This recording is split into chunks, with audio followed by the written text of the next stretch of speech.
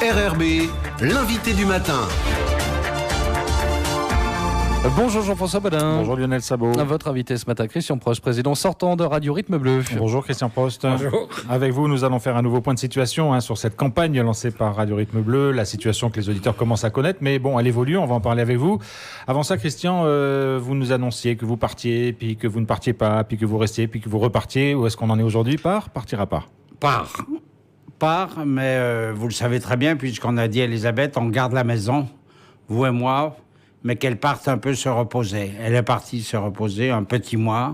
Elle rentre lundi, et lundi soir, elle aura les clés de la maison avec, je lui demanderai simplement, et à vous, avec elle, ne pas épouser mes querelles. Elle sera totalement libre, management, ligne rédactionnelle.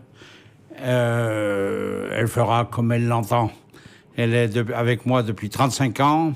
Elle a porté cette radio avec un tas de bénévoles comme ça, largement. On l'a jamais transformée en société parce que justement c'est une radio associative. Donc elle appartient à tout le monde et à personne. Et aujourd'hui, elle va relever le challenge avec vous, avec des échéances comme un référendum, comme les provinciales, des équilibres financiers, enfin avec toutes ces challenges et ces échéances, avec, et ça c'est bien, autour d'elle, un noyau dur, avec nous depuis longtemps, au quotidien, etc. Et je pense bien sûr à Eugénie qui est allée faire un tour, à Lionel qui est là à nous regarder, et à Robert qui fait des grimaces dans mon dos. Non, il ne fait pas de grimaces, mais il est bien dans votre dos, et ça c'est confirmé. Alors Christian, allez-y. Allez-y. Quelle est la situation? Et à Kalinda, enfin, d'autres, vraiment, j'en oublierai, mais elle a un noyau dur conséquent avec des gens formés. Mais formés pas simplement techniquement et tout ça. Formés, c'est-à-dire ils savent pourquoi ils sont engagés là. Voilà. Et ça, c'est l'essentiel. Alors Christian Prost, vous partez donc lundi, voilà. C'est décidé, je pars. Vous laissez la radio entre guillemets dans quelle situation, notamment financière, parce qu'on sait qu'avec la province sud, c'était compliqué ces derniers mois. Où est-ce qu'on en est? Jean-François, je vais prendre 2 minutes déjà pour faire un clin d'œil à Robert. Robert, c'est une dame qui avait manifesté son irritation de voir notre campagne contre la province sud un peu trop lourde, un peu trop chargée. Je l'ai appelé parce que le principe, c'est que tous les auditeurs, et notamment les auditeurs fidèles, il faut leur donner des réponses. Ils ont le droit de savoir. Vous voyez, la dame, ce matin, il y a eu des critiques sur les avis d'essai. Les choses ont été changées. On les écoute toujours. Nous, c'est le principe de base. Donc, la situation... Donc, Robert reprochait, mais je vais lui dire à Robert, et je lui fais un clin d'œil, coucou, ce qui fait la densité de notre campagne, c'est notre inquiétude. C'est notre inquiétude devant une situation difficile, très difficile. Alors, dans quelle situation est la radio? D'un côté, vous avez les locaux. Magnifiques, modernes. Ils seront encore pour 20 ans. Alors, la dernière fois, j'avais déjà raconté l'histoire. Je vais la raconter brièvement parce que beaucoup de gens m'ont rappelé après. La province sud, lorsque elle était présidée par Cynthia Ligard, loue ses locaux. Cynthia Ligard engage de gros travaux pour en faire un centre d'information, formation, accueil, jeunesse, documentation. Espace jeune. Espace jeune, c'est ça. Et très beau, avec du monde circulait. C'était. Mais il y avait une dépense, je dirais pas sans dire, mais importante, voilà. Quand Philippe Michel arrive au sommet de la province, il dénonce le bail avec le docteur Vara, qui est propriétaire des locaux. Donc, le docteur Vara nous informe, on visite, avec Isabelle, Jean-Yves, vous, et puis on dit, ouais, mais c'est ce qu'il nous faut. Mais il y a un investissement à faire pour la partie technique. Il y a quand même 3 km 200 de câbles pour équiper ça. Pour la partie audiovisuelle, les caméras qui sont là, c'est-à-dire web radio, pour le site, etc. Donc, il y a des investissements à faire.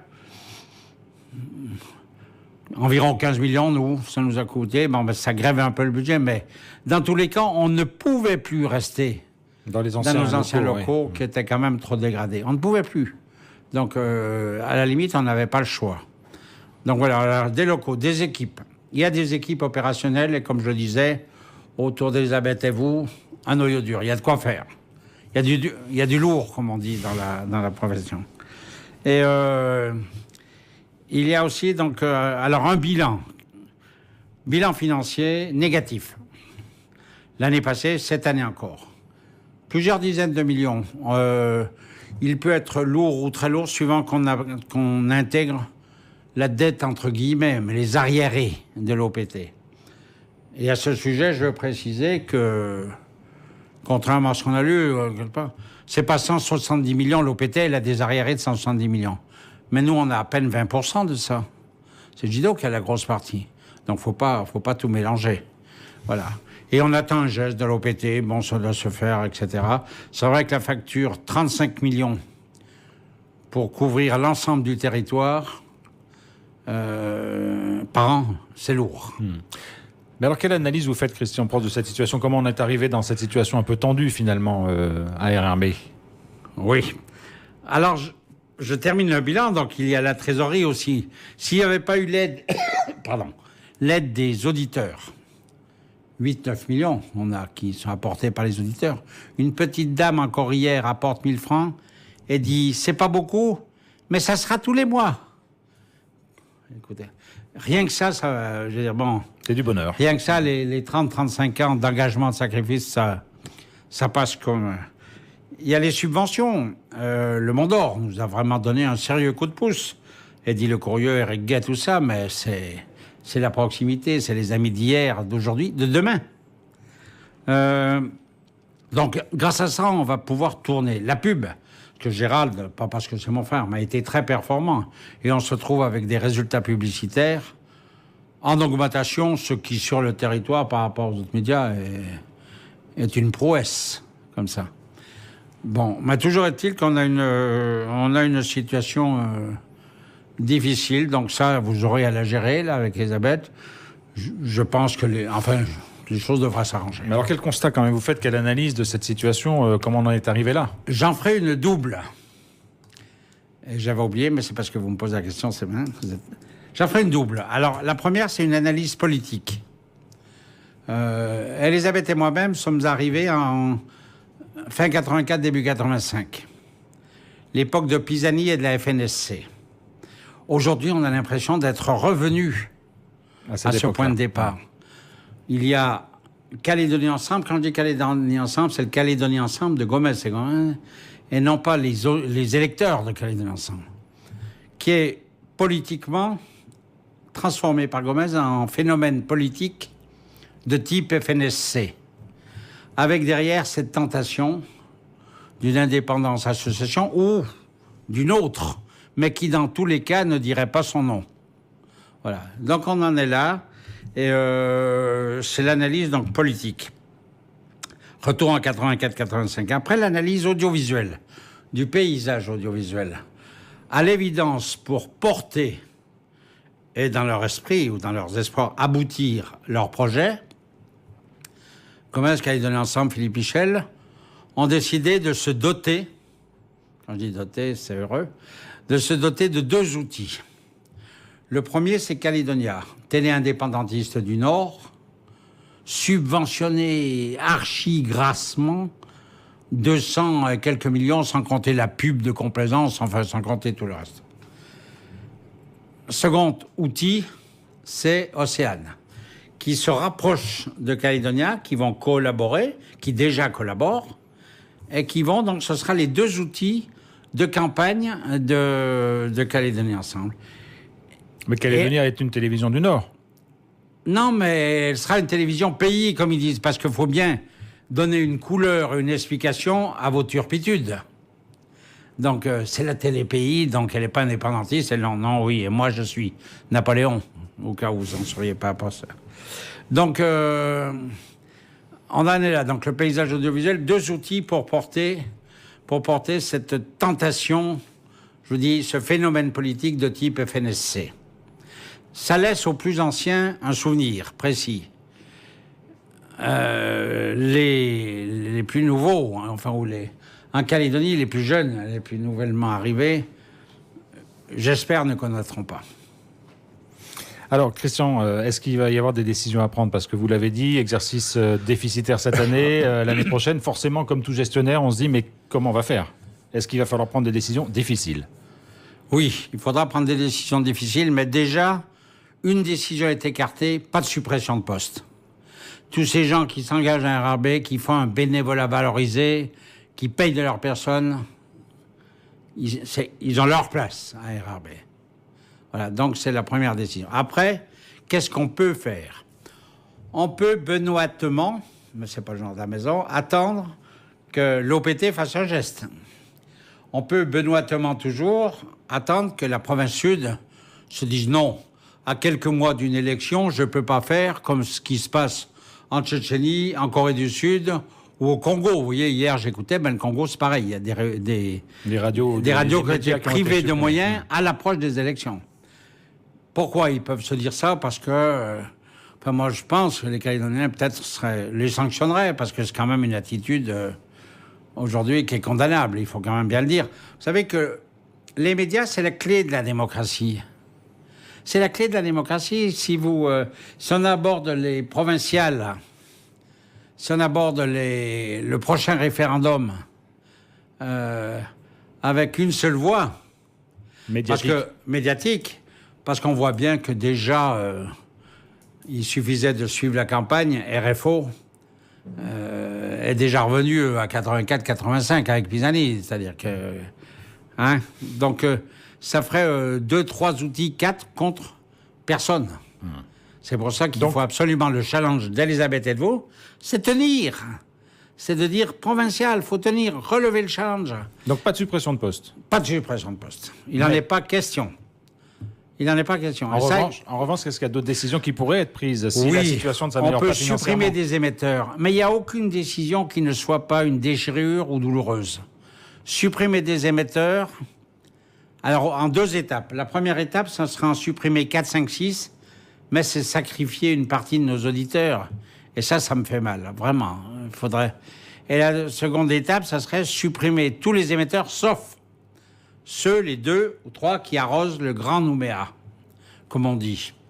Qui est ce qu'on appelle aussi le gisement publicitaire, c'est-à-dire que... Qui est le précaré de la publicité. Alors, oui, j'espère qu'on n'y sera pas contraint et qu'il nous faudra trouver d'autres moyens. Alors, il y a les auditeurs. On a essayé de faire appel à 2, 3 fondations d'État.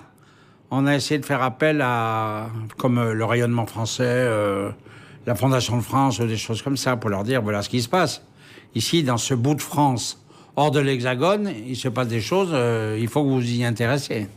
Voilà. Et puis on attend aussi, je vous dis, l'OPT en geste, puis la province sud, parce que c'est de là que peuvent venir les solutions, même pérennes, parce qu'on va engager une période d'1 an, 2 ans, il faut bien... on va pas boiter médiatiquement. La Calédonie va pas boiter pendant 4 ans ou 6 ans. S'il y a des décisions à prendre, notamment sur les suppressions d'émetteurs, elles seraient prises dans le courant de l'année? Elles seraient prises douloureuses en petits groupes, là, mais enfin... Et puis, bien sûr, on sera obligé de tenir compte de la publicité, on sera obligé de tenir compte de l'électorat, on sera obligé de tenir compte du gisement démographique. Mais ça serait une décision très, très dure à prendre. Et après le 15 janvier, il faut qu'on y réfléchisse très sérieusement. Christian Prost, on vous sent à la fois un peu inquiet et puis aussi un peu serein. Il y a un peu des deux. Non, c'est inquiet, très inquiet et volontariste. Mais vous me connaissez, je veux dire, si on m'écrase la tête, ça va, j'arrêterai tête, mais pour le moment, on ne va pas écraser la tête. Et puis j'ai une grande confiance dans l'outil. RRB, c'est une maison historique, c'est une radio historique, c'est une radio qui a marqué, et les gens qui nous écoutent, qui peuvent encore nous aider, je pense à de grands patrons, j'allais dire de grandes fortunes, ça a toujours un côté péjoratif, et moi, je ne suis pas envieux de la réussite des autres. Ils savent pourquoi on est là. Ils savent ce qu'on a fait hier. Et ils savent que s'ils sont là, certains, ils nous donnent un tout petit peu, peut-être. Donc, soyons optimistes, etc. Mais c'est surtout les éditeurs. Vous voyez, encore comme Robert ou la dame... Lionel, comment elle s'appelait, la dame? Il a oublié. Marie-France. La dame ce matin... Marie-France. Marie-France, désolé. Voilà. C'est ça notre force. Il n'y a pas de radio sans eux. Et il n'y a pas eux sans la radio, voilà, donc c'est biblique. Christian Prost, vous le savez, c'est la période des vœux. Est-ce que vous auriez des vœux à formuler pour la radio, pour la Calédonie, pour les auditeurs? Toute la réussite à la radio, avec Elisabeth, je me souviens encore quand je l'ai fait venir du jour au lendemain, en 1985, elle avait vu une photo de Dick Koukéoué et Jacques Lafleur devant un drapeau bleu-blanc-rouge. Je crois qu'il y avait Pierre Maresca aussi. Et elle est venue tout de suite. La Calédonie en France, j'arrive. Elle est venue tout de suite. Elle avait un très bon poste à Radio Alouette, Alouette FM, qui était la radio. Comme vous avez pas abandonné, vous avez quitté donc les radios chrétiennes de France pour venir ici avec cette motivation, avec une cause, j'allais dire comme ça. Donc je souhaite toute la réussite. Je souhaite à la Calédonie la paix dans la France. J'ai voyagé beaucoup, vous le savez, beaucoup. J'ai vu des pays dans la difficulté, dans une indépendance déstabilisée. J'ai vu des pays dans la misère. La Calédonie, elle a une chance et faut pas qu'elle la gaspille. Et je pense que je souhaite vraiment, et je ferai, moi, les efforts qu'il faut pour que la Calédonie reste heureuse, en paix, dans la France. Ce sera le mot de la fin. Merci beaucoup, Christian, d'avoir été avec nous. Merci à vous. Merci.